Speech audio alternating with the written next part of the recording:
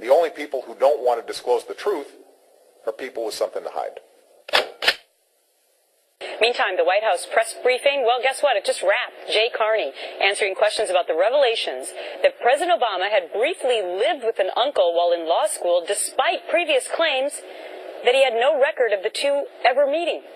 Chief White House correspondent Ed Henry, fresh from the briefing room. All right, Ed, so this report came out right before you went into that briefing room. You asked the question, what's the reasoning for it? Well, Gretchen, we're trying to figure it out. Jay Carney says that they had made a mistake inside the White House about the nature of this relationship with the uncle back in 2011, so they decided they wanted to clear why it's relevant now is this uncle, Omar Obama, lives in the Boston area and was in an immigration court this week, threatened with deportation to Kenya. He is now staying here, though, we're told. He's gotten asylum and is staying here.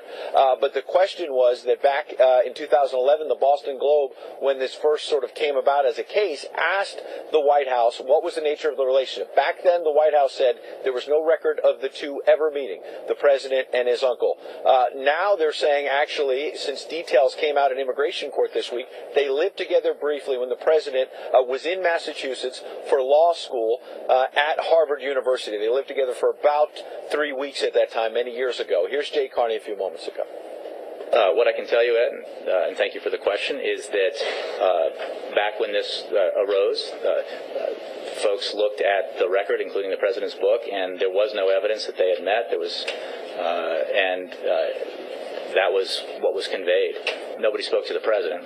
When Omar Obama said the other day, and there were reports that he had said the other day that President Obama, back when he was a law school student, had stayed with him in Cambridge, I thought it was the right thing to do to go ask him. Nobody had asked him in the past, and the president said that he, in fact, had met Omar Obama when he moved to Cambridge for law school, and that he stayed with him for a brief period of time until the president's apartment was ready.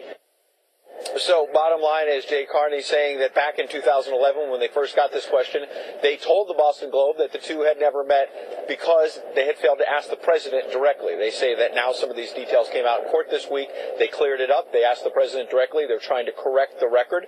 By the way, for the record, they're also saying that the president played no role in his immigration case at all, Gretchen. Well, it's very interesting, and yet another question Jay Carney probably didn't want to get, but you asked it, Ed. Thanks so much. We'll see you soon.